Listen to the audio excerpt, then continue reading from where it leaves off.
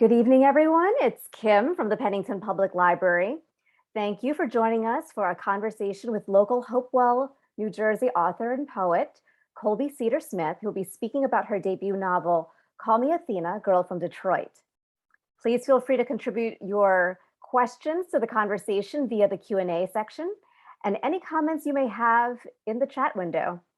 Now, let me introduce Colby Cedar Smith. Colby holds degrees from Colorado College and Harvard University. She has spent the last 20 years teaching creative writing and storytelling workshops in schools, art museums, community centers, and corporations. Her award-winning poetry has been published in numerous journals, including the Iowa Review, Mid-American Review, and Pleiades.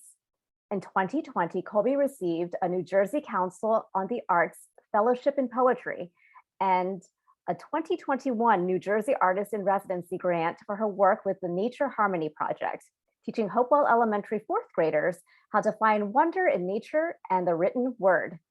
Colby's debut novel in verse, Call Me Athena, Girl from Detroit, is a Junior Library Guild Gold Selection Standard Selection, an American Booksellers Association Kids Indie Next Pick, a #1 Amazon new release in 20th century historical fiction, a Sybil's Award Poetry finalist, a 2021 Goodreads Choice Best Poetry nominee, a Kids Book Choice nominee for stellar storytelling, a 2022 Independent Publisher Book Award Silver Medal for YA fiction, a 2022 Silver Novelist Award for lyric prose, and a 2021 Michigan Notable Book.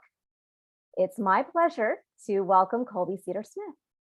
Colby, thank you for joining us. Hi. Hello. Hi. That was such a nice introduction. Thank you so much for having me. It's such a pleasure to be here. Thank you so much. Now, for those of you who don't know, this is not the first time I've spoken to Colby. Colby and I were part of a panel during our big read event for the library back in the spring, and the panel was on immigration. And that was an amazing. Yeah. It was amazing hearing all of those voices share their stories. Yeah. And after that panel, I thought, I think I want to invite Colby back. Well, thank you. Yes. And I guess the first thing that struck me about this book, besides its lovely cover, I love the cover, is that it's based on a true story. It is. It's based on my grandmother's life, who her name was Mary Scandalaris, and she was the daughter of Greek and French immigrants, and they lived in Detroit, Michigan in the 1930s. And so the book is about her life during this really amazing moment in Detroit that was so laden with a lot of things that were happening. There were hunger strikes and the Ford massacre, and the Ford factory stopped making as many cars during this Depression era in Detroit. And so that's the backdrop of the story, and it's really about their lives as immigrants in this place in American history. And it is really about Mary's question of why her parents came to America, because she really wonders if this is so much better than where they left.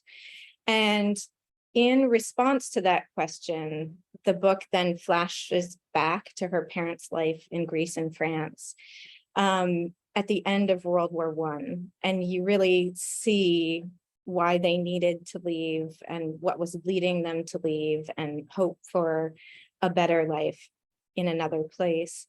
And I really wrote it hoping that there would be grand themes throughout all of the three voices that are present, really about heritage and family and identity, but also really about like forging a new life in a new land and really growing into new versions of themselves. Yeah.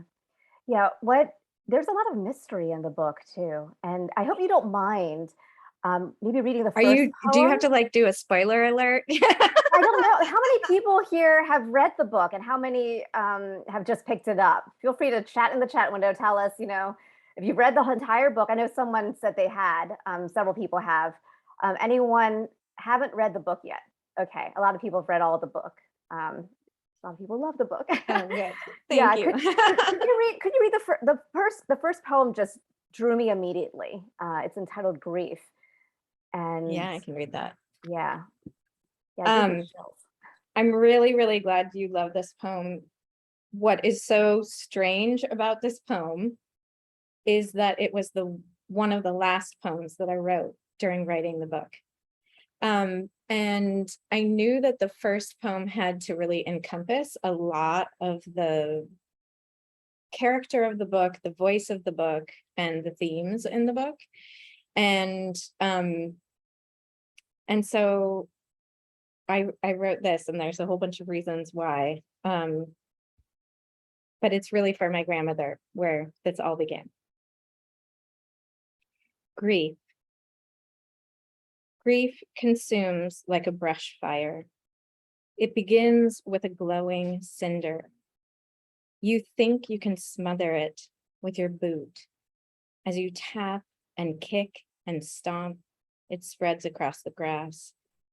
Once the spark grows, it has a will of its own. It changes everything in its path. And all you can do is stand there with a useless bucket in your hands as you watch the entire field burn.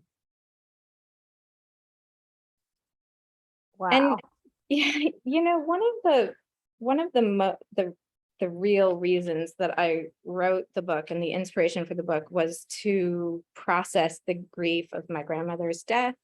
She had Alzheimer's for years and years before she passed, and she was such an amazing storyteller. She would tell the same stories over and over again about Detroit and Greektown and the Ford factory and her siblings and all the trouble that they got into and the loss of her twin sister. And I grew up, listening at her feet, just like taking in everything that I could take in. And really writing down all of the stories, all of the memories that she gave me felt like the best way to process my grief. Could we go back to the very beginning of when the seeds of this book were planted? Could you take us on a journey through memory lane to how it all started? Yeah, there were several things. One was I was processing my grandmother's death, but there were several other things. I actually I brought this out because I wondered if you would ask a question like this. I published a poem in the Mid-American Review, and it's called Immortal Jellyfish. And immortal jellyfish are amazing creatures. They live in the Mediterranean and they like never die. Seriously, they like regenerate. They're thousands and thousands of Wow. years old. And so it started with this image of like land and being and regeneration and memory, and thinking about how something that had been on the planet so long, like how much like, is it memory? I don't know what the right word for it is, but it's like bigger than memory. How much memory does that creature contain?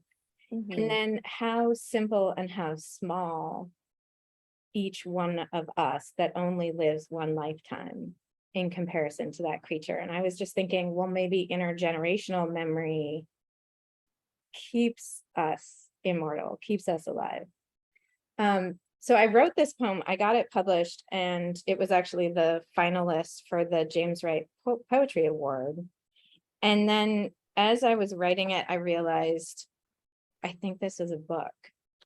And so I started into writing it, but I was writing it in prose, and I thought it was going to be a novel in that form. And it was really hard to write. It was like pulling teeth. And then I think I told this story actually on our other panel, but then there was a night where my daughter got scarlet fever, which is very strange to get scarlet fever at this day and age. But I have a very strong, stalwart daughter, and she is like, she'll never tell you when she's in pain. And we've been working on being vulnerable. And so she ended up going from absolutely not sick in my mind or in anyone's mind, to having a 104-degree fever. And she was vomiting every 30 minutes. It was the middle of the night. She actually hallucinated that it was snowing in her room and that a train filled with children was coming to get her and bring her home. And so I said, don't get on the train, and called our doctor, who had, emergency after hours. We're on the phone with the doctor. She's calling the emergency room. We were getting all prepped to take her to the emergency room. But for a moment, which seemed like forever, I get really emotional when I talk about this. So I was holding my daughter, and like my burning, feverish daughter. And I realized that that's the experience, the fear that my great-grandmother had the night that she lost her daughter. And I knew she had a rash. She developed this rash very quickly. I knew she was complaining about a sore throat. And I was like, this is scarlet fever. Like, I've heard about this my whole entire life, because this is how my grandmother's sister died.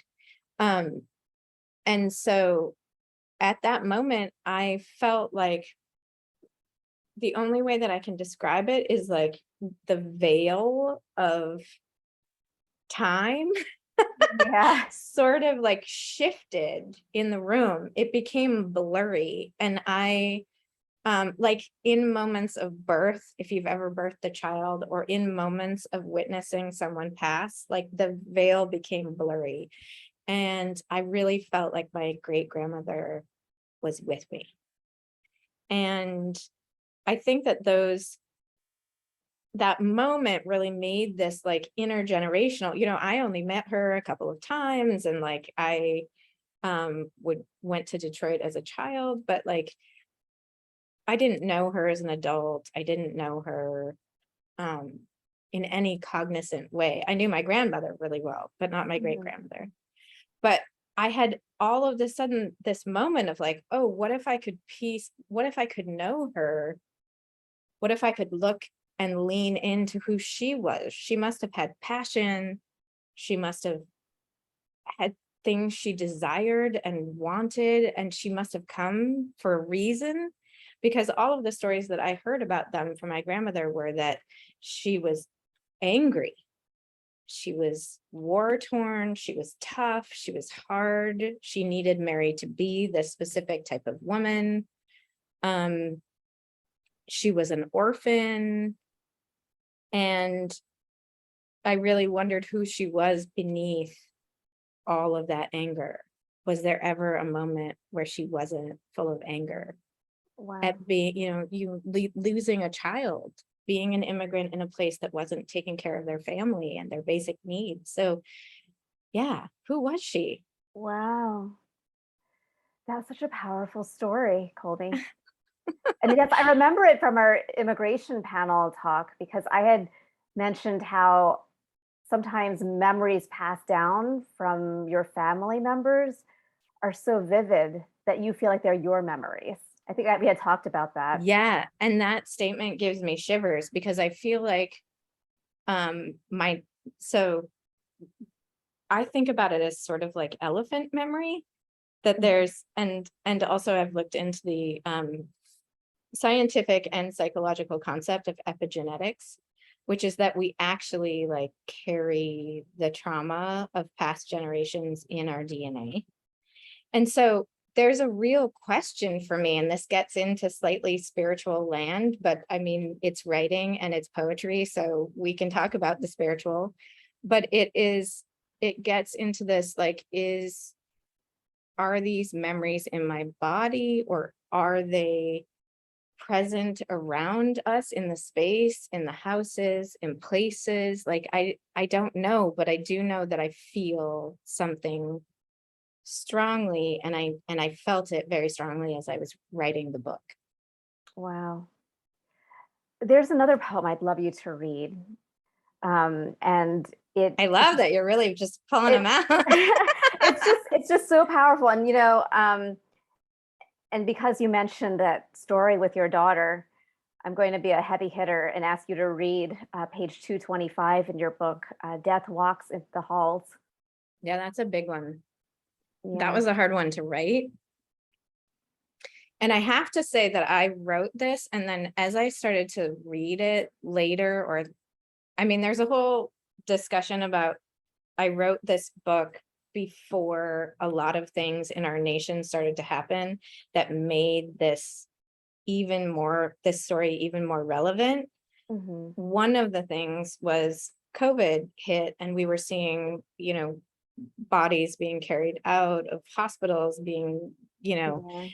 in cold storage in New York City. And I think this poem really took on a new dimension in this time period, and the comparison of, the doctors working in hospitals and really fighting war against the virus. And so I feel like when I go back and read this, it has a very different layering to it Yeah. right now.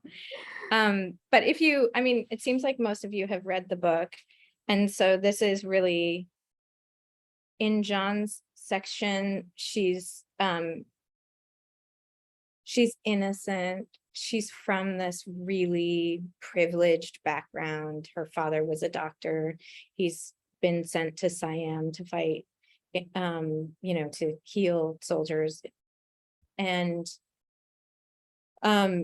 she throws herself into this work in her village and decides she's going to volunteer as a nurse. And I think what I tried to show is just how difficult it would be. Can you imagine to be a 16-year-old girl who has seen no trauma, to go into a wartime hospital in World War I and see the blood and the gangrene? And so I tried to explain how viscerally terrifying that would be, but also, again, I think that poetry has to live on this other spiritual plane, or the physical and what's above it too, or the emotional plane. And so that's what I wrote a lot of the physical scenes. And then this again was one of the last poems that I wrote in this section, because I think I could finally see the whole picture of it. So I'll read it.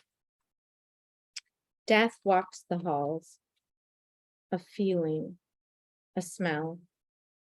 It lures the last oxygen from lungs, coughs out promises of freedom.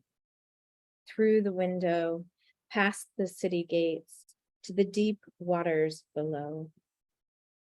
Death walks the halls, naked, without pride, asking for his mother. He is angry, he is blind, he is shameful and alone.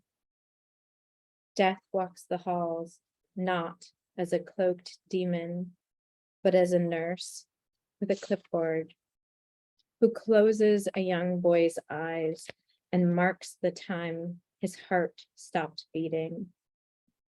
Death walks the halls as a child, with his pockets full of tin soldiers, his eyes wide open, his head full of dreams.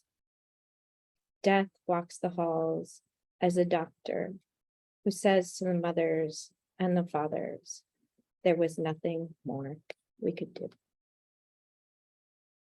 Wow. Do you see how emotional these poems make me still? I wrote them and I'm crying. Oh. uh, Yeah. Oh, very powerful. that's a big one. That is a very big one. Sorry to throw out No, the big do ones it. that Let's you- go there.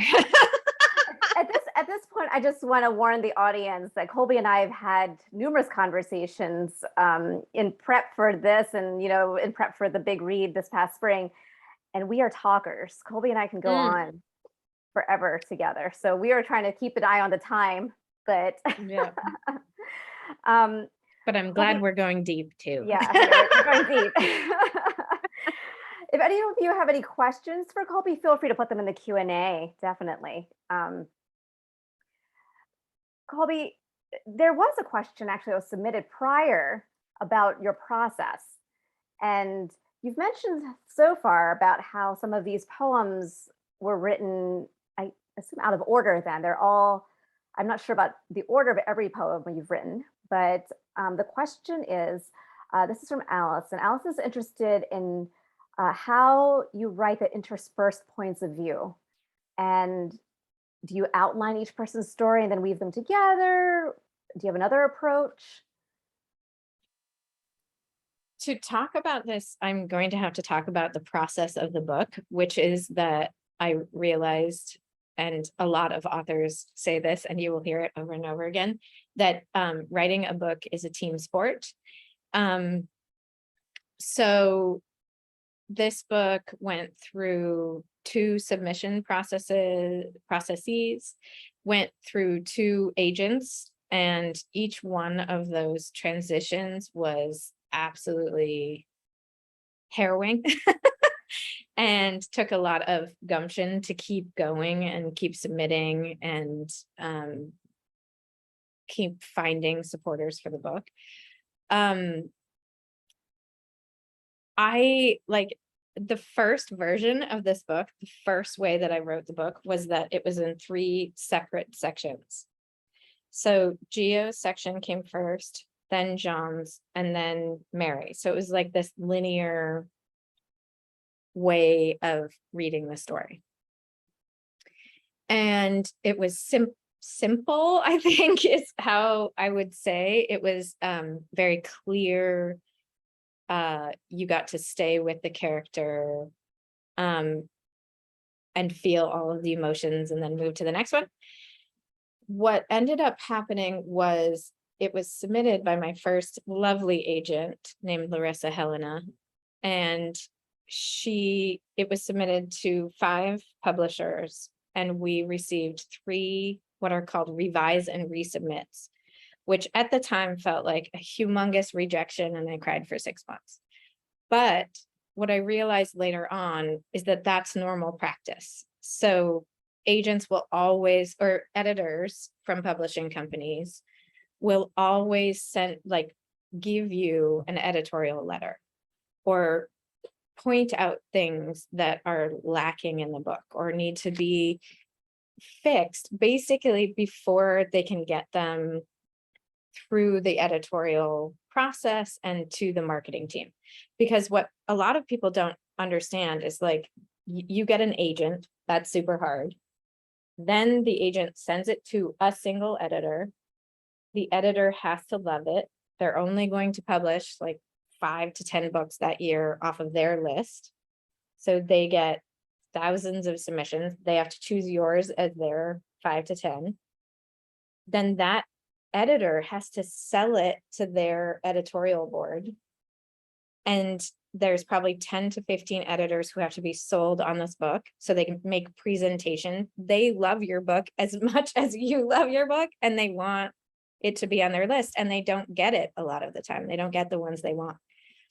So then the editors, those 10 to 15 editors, send it to a sales and marketing meeting where the editors then have to convince the sales and marketers or sales team and marketers that they are going to make money on the book. So at every stage, there's a massive percentage a chance of rejection, right?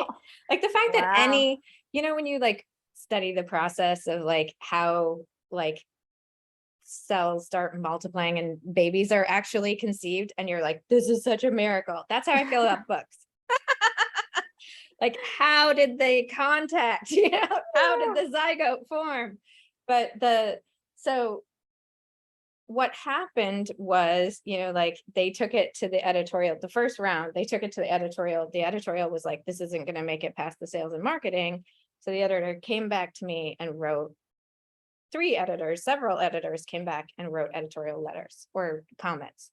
And what they all said was it needed to be more focused around Mary's story.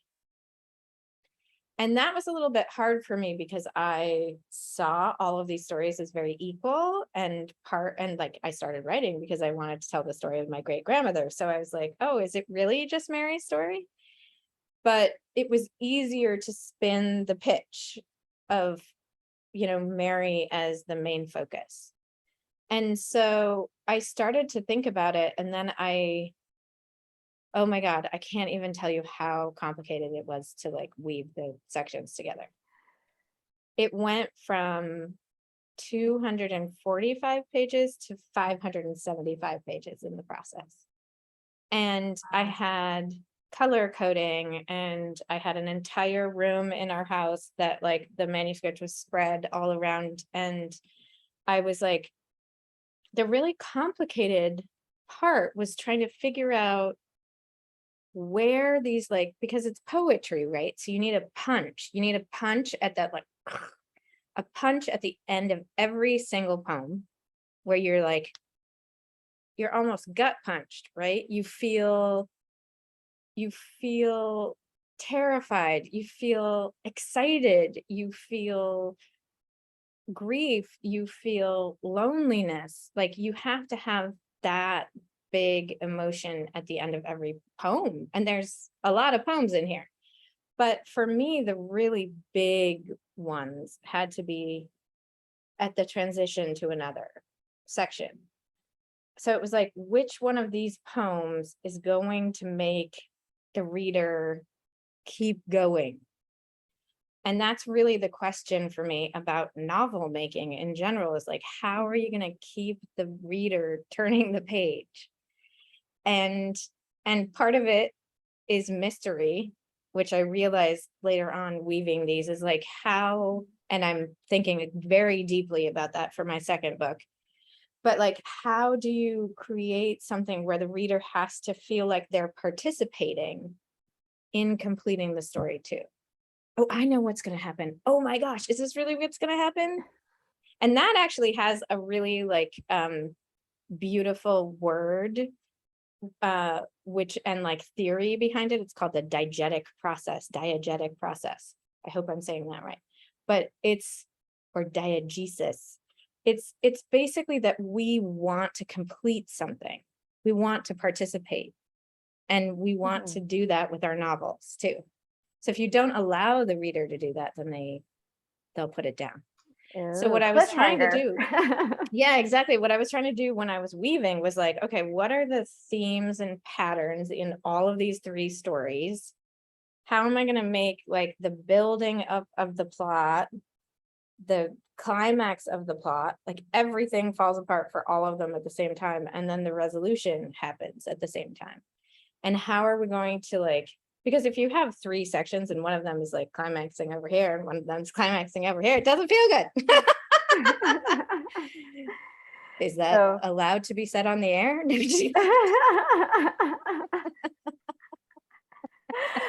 Allison, I think you've gotten a really in-depth answer to your question. Right, exactly. That's what you get. Yeah. Long story short, a lot of thought, a lot of work and planning. May I ask you to read another one of your poems?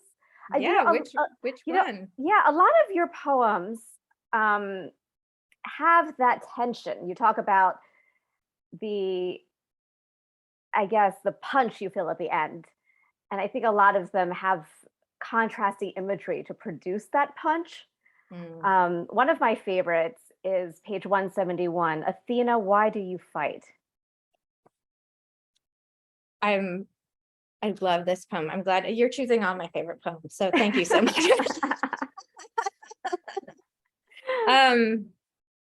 So one of the cool parts about this poem is that it is why we chose the title as Call Me Athena, Girl from Detroit. And it had a whole bunch of titles and we can have that discussion, but I feel like this is one of the like cruxes of the entire thing, which is like yearning for something you don't know if it can exist and knowing you're just stuck in your world. So and as you know, there's this sort of refrain is how I think about it. I think about it as like a chorus throughout the entire like the wait, now am I saying that wrong? Why does that sound weird? The chorus is the thing that repeats, the refrain also repeats, right? Is that right? The verse doesn't? Okay, so Yeah, the both chorus. the chorus of a song, and that's how I think about the Call Me Athena short poems. And this one felt like the mother of all of those in a way. Athena, why do you fight? Put down your sword and shield and make your bed. Athena, come down from your chariot, take off your golden helmet and come to dinner. Athena, did you injure your father when you leapt from his head? Why can't you be more like Aphrodite? She's pretty and polite, and she knows how to entertain. Athena, please stop thinking you are the queen of Athens. You are only a girl from Detroit. Wow. I think in all of our lives, like I think we're like if you're living the hero's journey, if you're allowing yourself to grow outside of your shell, if you're allowing yourself to like push your boundaries and be something bigger than you could even imagine, like there's always going to be this moment that's like, good. Can I do it? I don't think so. And I think that that's what makes this book YA really, or like young adult. It's really this like this belief or this like challenging. I don't know. It's hard and it's human. We talked about this earlier about the categorization of books, because I've spoken to other authors too, who would write and they didn't really choose how their book was marketed. So could you give us some insight into how this book became designated as YA? Yeah, because I do think that it can run the gamut. Like I really wrote this book, honestly, to be read by, like I always say 12 to 99, but honestly, maybe even 10 to 99. And I want everyone to find access in the story and be able to enter the story. That does not work for the publishing world. It doesn't work for librarians. Maybe you can attest. It doesn't work for booksellers who are trying to shelve books. It doesn't work for Instagram. It doesn't work for hashtags. It doesn't work for any of the way that we have set up the publishing world right now. And and that's super frustrating and very limiting to a lot of writers who just want to write a good book. Like, I aspire to someday write a book, like something we all, I'm trying to think of an example of this and like it's eluding me, but like, do you have examples that you feel like everyone could read?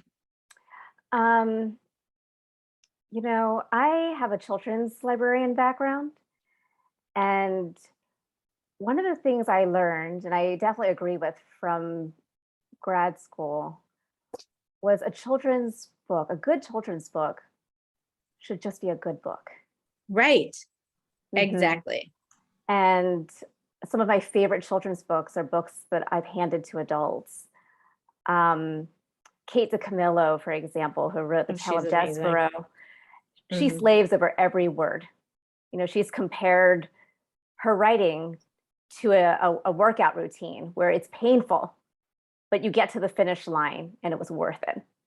Like every single Yes. word, you know. Preach. It doesn't have to be long. It doesn't have to be Dickens, but every word matters. And I understand what you're saying about how the way the publishing world is structured, it's not, it doesn't lend itself now to just having that, you know, a book that isn't categorized. And as a Mhm. librarian, I try to open people's minds to all sorts of genres. Um, Mhm. but people walk in often and they say, I want a mystery. They know. And so you have to work within that framework often. And every so often, you hope to kind of slide something across the front desk, you Mm. know, between talking about everything that you know about what they love and try to say, hey, try this one, you know. Mhm. um, Yeah, and I definitely understand. I wanted to, and who knows, because it's still in its first year. Have we mentioned it's the birthday of Oh, Call Me yes. Athena? Yes, this is the actual publishing date, the release Yeah. date, 1 year later. It Um, wasn't planned. It's just it serendipitous. was so amazing. Um, I really wanted to write something that would stand the test of time. It was actually pretty present in my mind to be able to go into all audiences and to be able to last. And I think the themes that are present in the book, and I think the search for meaning in history and how to modernize history, even though it's happening in 1933 and 34 in the book, but it's really pulling history forward. And I hope that it will be a book that can last. That's what I want. I mentioned to you that when I read your poems, and I don't know how anyone else in this audience feels about this, but you know, my parents were Vietnamese immigrants, and I was exposed to a lot of Vietnamese music and a lot of Vietnamese poetry. And when I read this book, maybe it was, you know, the immigration story, but the poems themselves to me could have been translated directly from Vietnamese. There's something so, it was very universal. It just kind of like hit me with the imagery and just the simplicity, but the the pictures those words painted. And I remember talking to you about this, Colby. Um, When you say that, I can't tell you how excited that makes me. And the fact that we can transcend culture and time through words and craft. Also, I I'm so excited when anyone tells me that they can connect their family story to this book, or their um way of seeing the world to this book. And I think that I tried to write it in a way that would make it universal, so that families could lean in, mothers could read it with their kids, kids could read it with their grandparents, and that it would start a conversation about family stories and what we carry from one generation to another. The actual language, it's so interesting to me to hear that you feel like it could be a translation from Vietnamese language. And because I don't speak Vietnamese, I don't I don't know how to respond to that, but I love it. I love it so deeply. And also, what I have said to you in the past is that I'm an imagist poet. I come from the study of working poems around one strong emotional image and a change or an absence or a whisper. And it's really about like distilling everything down to its basic frame. And so I think about, I say this a lot, but I think about poetry as like bones and music, because we pare it down to only what we need, but then there's like something that feels really resonant. And so as I started as an, I wrote poetry for adults, I've published it, I've, been in the industry of adult poetry for quite a while, but I loved the early imagists. Like HD was one of my favorite poets in college, and Ezra Pound, and the early imagists drew a lot from Asian poetry and haiku and old translations of Li Po. And I think there might be, which is so crazy, there might be a root of my work that started in Asian poetry. We're all connected. Which is amazing. And when I start to think about like the progression of any artist's work and like all of the things that go into creating a voice, it's mind-boggling what really creates artists as they are and inspires people to create what they create. But mostly, I'm just glad you love it. Thank you, Colby. I'm going to do a little bit of a shift. Speaking of art, inspiring art. I saw one of your other interviews, and you had mentioned that the artist of your cover is a Turkish artist. She is, and she's so. One of the things is you don't get to choose your title and you don't get to choose your cover, but I chose mine, which is wow, amazing. that is amazing. Do you love the fact that the like writer's version is like that? But yeah, let's hear the story behind this. Actually, if you don't mind, I'm going to share this artist's Instagram page while you talk about her. Would that be good? Yeah, that's great. Okay, so let me do that. Let me share screen. So I don't know, I came across one of her images and it's so vibrant. Julia Otsumir, I think is how you say it, but I think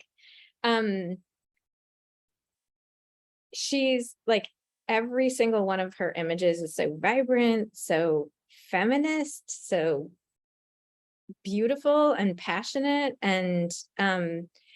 and they all draw from all of these different cultural feelings. It's we pored over all of their portraits and tried to figure out which one would best represent either Jean or Mary and me.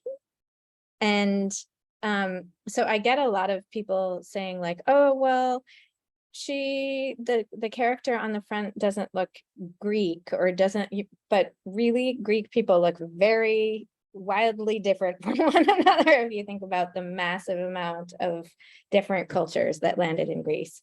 But we thought about this portrait because there were so many different aspects. Like one, she has like this sort of antiquated garb, which is really oh yeah, so she has this sort of antiquated dress, which is really different than the rest of the portraits that you see, and the pattern on her dress looks like olive branches. And so we were thinking about that, and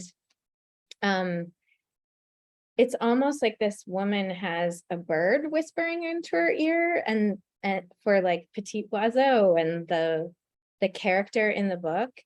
And something about this image just like really felt right. And I think she looks like this amalgam of my grandmother, my great grandmother, and me.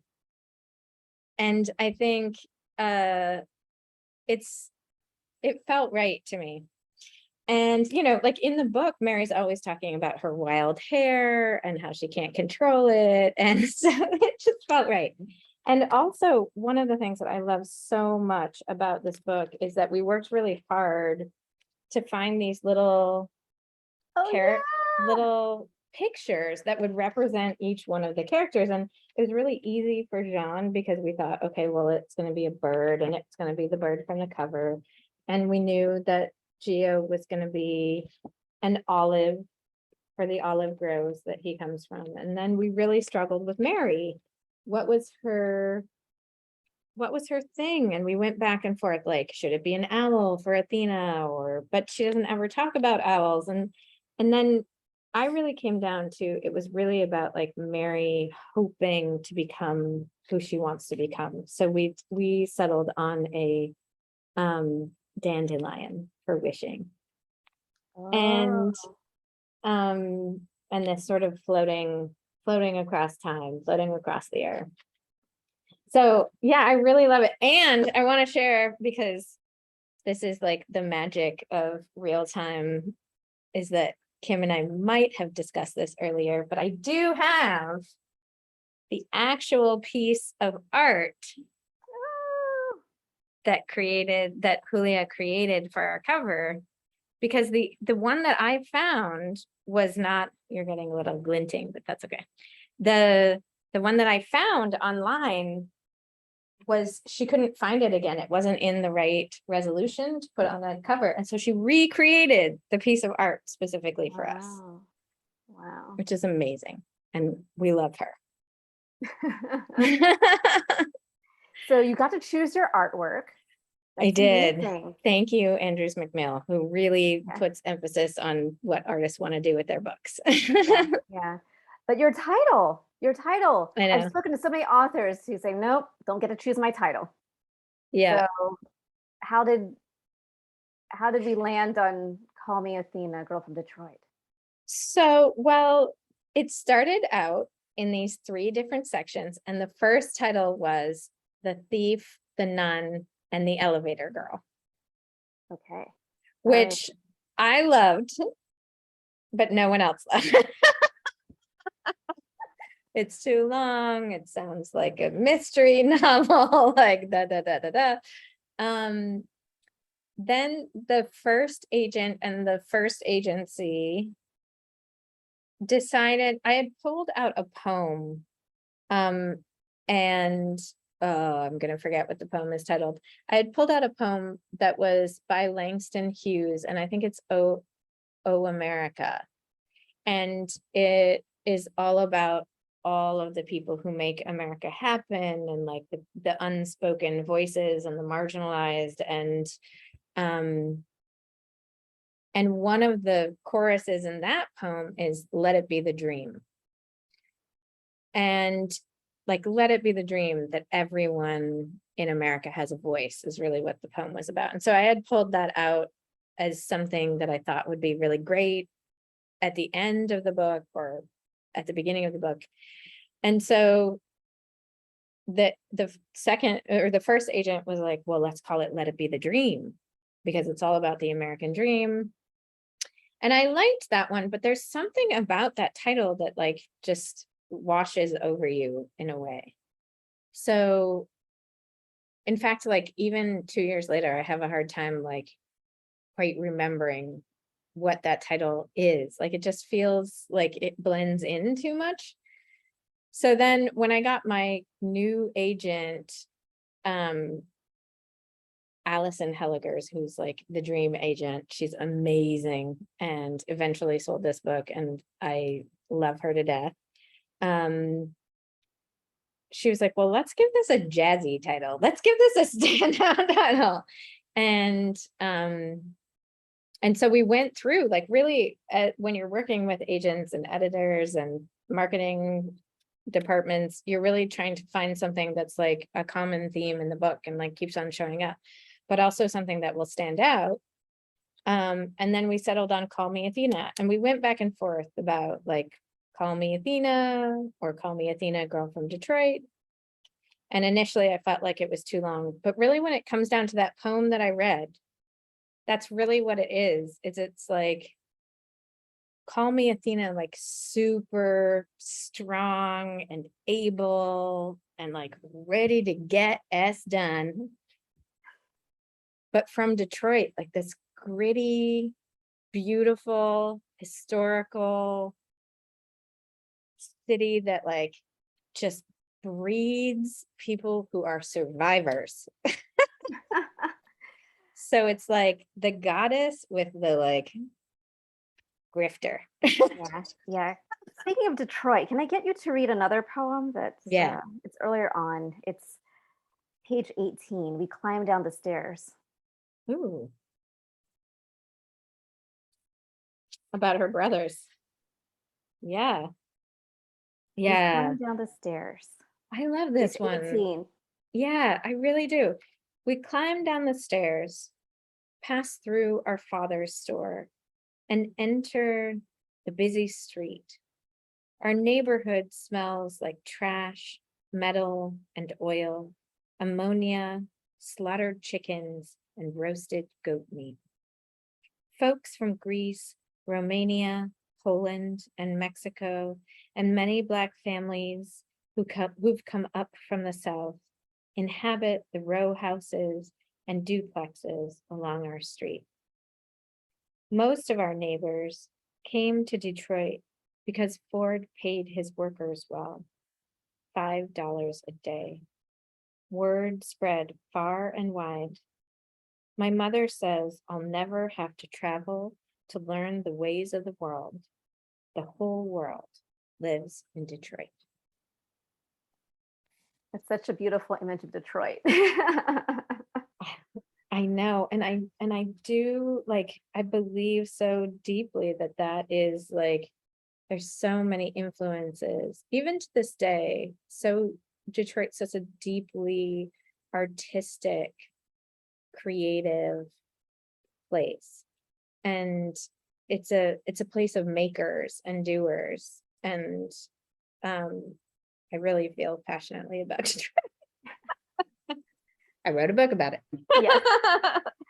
And I mean, like, this was, you know, at the end of this like humongous boom. And the next poem, can I read the next poem? Sure, Because definitely. the next poem is really about like, the first poem was like the draw, the draw, the draw. And the next poem is really about like the reality of where they were at the time, which is for 20 years, the factories fed and nourished every part of this town. Food on the table, money in the schools, doctors for the sick. Every morning, the citizens walked in one direction toward the factory floors, the River Rouge, animals gathering at the watering hole. Detroit drank deep, sustenance. Now, water is scarce. We pray the source won't run dry. Yeah. Because it was changing, you know, Yeah. and those are the like moments in history that like are so fascinating to study and hard to live through. And we're going through one right now. Like there was change happening, massive change to the city. And it was going through growing pains, and it still is, as a, you know, town that had a factory that was everything for the town, Yeah. and still is trying to figure out who it is today. Yeah. And I, you know, one of the things that I have said during our conversations in the past is I really think of Detroit as a character in this book. And it has its own arc throughout the book. And I really wanted it to like carry weight on its own and its own imagery. And it just felt real to me. It felt like like it needed its own arc. Colby, I had asked you, you so generously put together a little slideshow for us too, just really brief with some of the images, because we heard your poems and to our audience here today, we decided, you know what, let's let the poems speak for themselves, and then we can show some of Colby's photographs from her family and from some of her travels to do the research. And we're coming up on 8 o'clock, but we'll see if we can take any questions.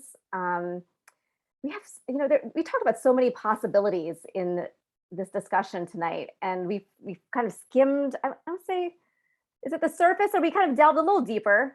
But A little bit of both. Yeah, a little bit of both. We won't keep you longer probably than an hour and 15, I'm thinking. But yeah, I can definitely share these photographs, and then I'd love to hear if anyone else has questions. But okay, so I'll share my screen. Oh, hold on one second.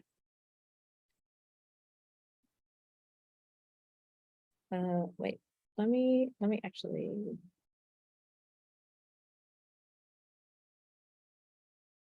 Can you see that? Yeah, looks good. So I love this photo so much. It's my grandmother on my left. Is it on your left too? We have a young girl, so that's your grandmother. The Also young girl is my grandmother Mary, Okay. and then John, her grandmother, also known as Jeanette, is next to her. And I love the intensity in their eyes, just like we are all in. And also I think about this with the photographs, like how long they had to sit and how focused they had to be and how perfect. And there's actually a photo at the end of the book where my grandmother was like kicking her foot, and my great grandmother thought it was like a reject photo because her daughter couldn't sit still. But I love these women so deeply, and really this book is for them. So, and this is, you can see this like old timey photograph. That's Georges or Yorgis, but he actually went by George, and Jeanette. And if you note, which has been questioned actually, Mary's sister is not in this photograph because she actually died when Mary was around a year. And so that's one of the things that I changed in the book. But she talked about the loss of her twin all throughout her entire life to scarlet fever, and she missed her in her body all throughout her entire life. And it was very present for her. And this was my grandmother. She was 19 in these photographs, I think. So like a couple of years after she had become Ford's Elevator Girl. And the left photograph was like right around the time, or the photograph where it's kind of more close in, was right after she had gotten engaged to Bill Smith. So I like that photograph. This I wanted to show because one of the reasons that I wrote the book, which I didn't talk about, is that I took a trip to Ellis Island a long time ago, like in my 20s. And at the time, you could go to Ellis Island and search in their database and you could find your people. And so I randomly went up to the desk and I was like, I wonder if the Scandalaris family is in here. So I typed, I was working with a woman, we typed in their name and she pulled up the manifest. And for some reason that like seemed really magical to me at the time.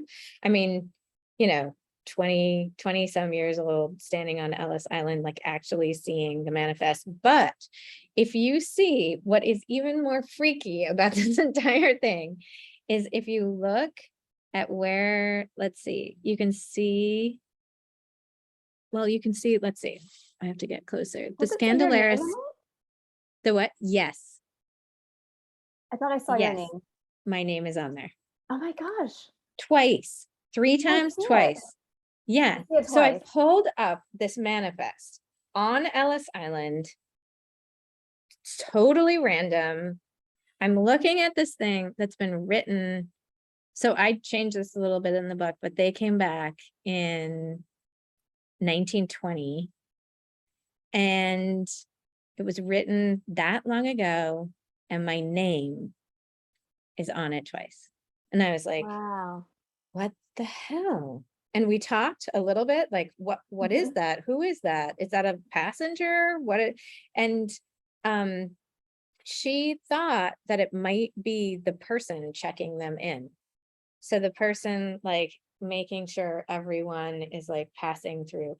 And this is not the manifest for when Yorgis went through as a stowaway, because they did not actually put those people on manifest because they weren't actually passengers.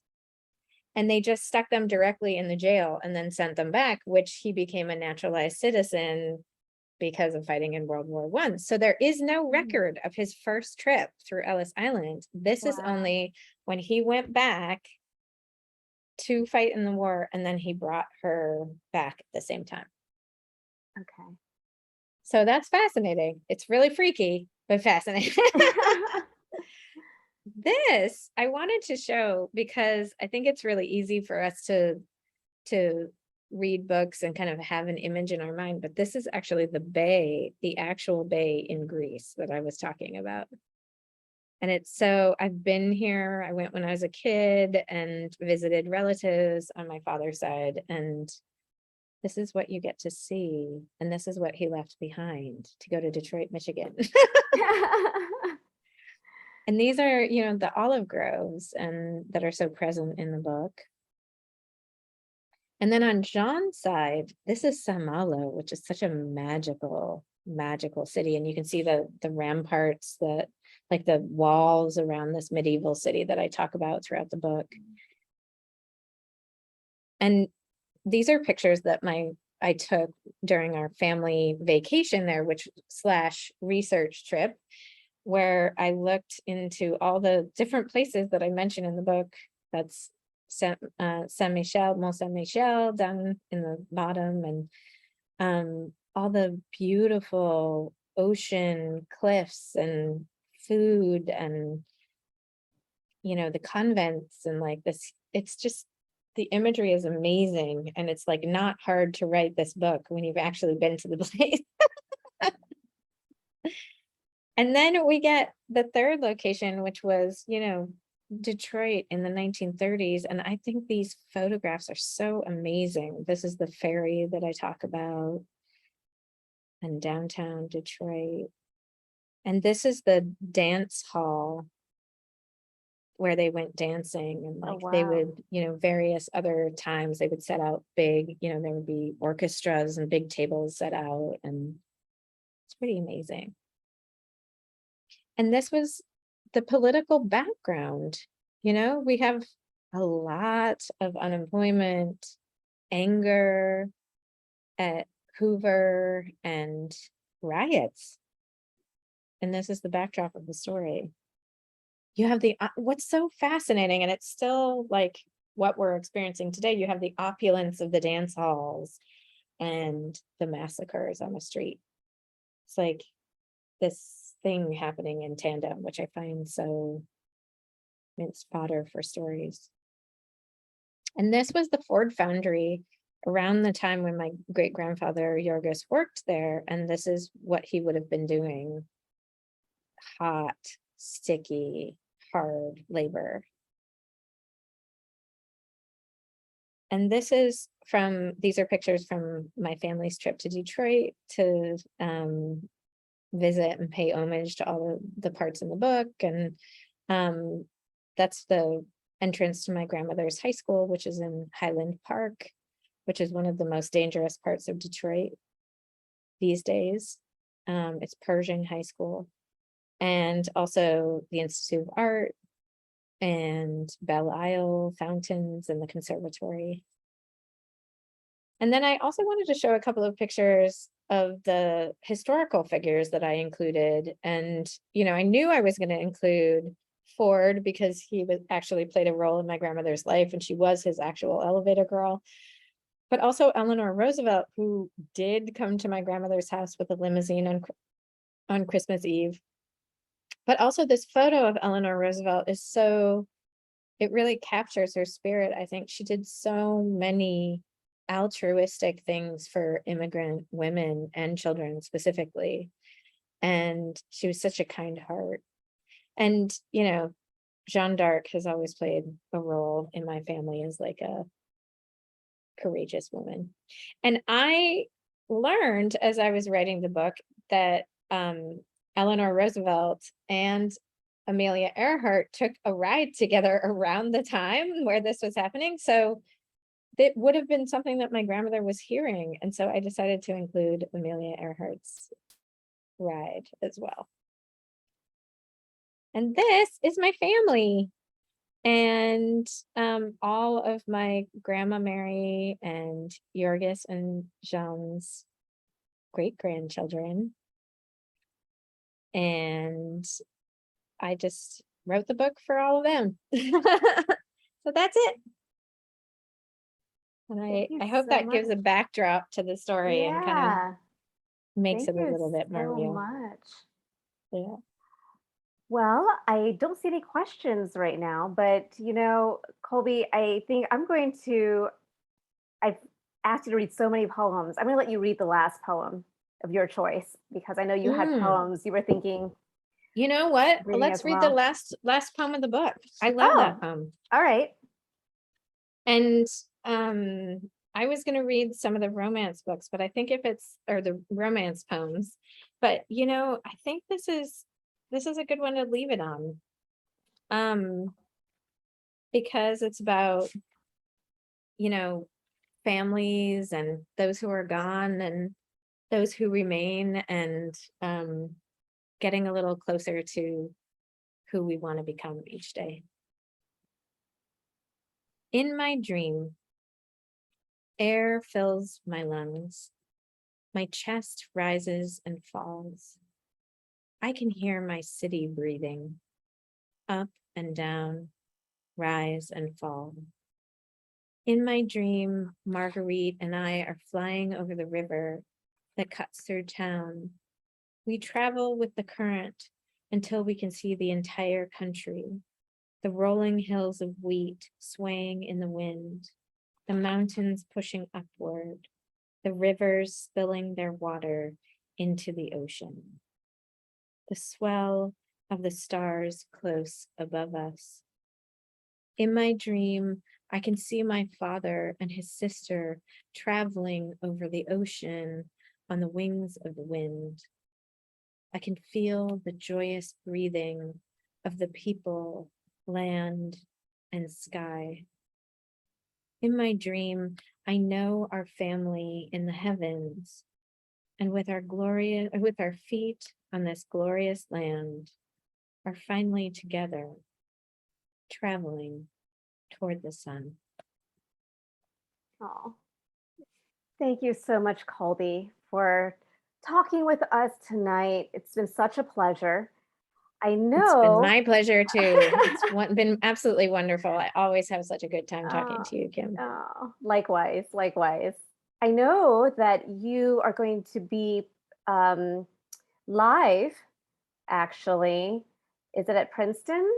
Yeah, Month? so in September, I'm going to be one of the authors at the Princeton Children's Festival, Book Festival, hosted by Jazam. So if you want to come and get books signed or buy books, you can do it there. Otherwise, there are books available at Labyrinth and at Baron the Books in Hopewell, and also Amazon, but if you're here, support local or your local bookstore, wherever you are. And you can also follow me at on Twitter or on Instagram. Twitter, it is at Colby Cedar, and Instagram, it's at Colby_Cedar_Smith. All right. And thank you so much. What a lovely group you've all been tonight. Stay tuned. We're taking we're having sort of a summer break at the library. It hasn't been as busy, but we are working very hard for fall programs. So be sure to either join our mailing list if you haven't already, or follow us on social media or go to our website at penningtonlibrary.org. Have a wonderful night, everyone. And Colby, thank you again. It was It's wonderful to be here. Yeah. And thanks everyone for joining us. Yeah. Until Really the next appreciate it. time on Zoom. Have a great night. Bye-bye. Thank you, you too. Bye-bye.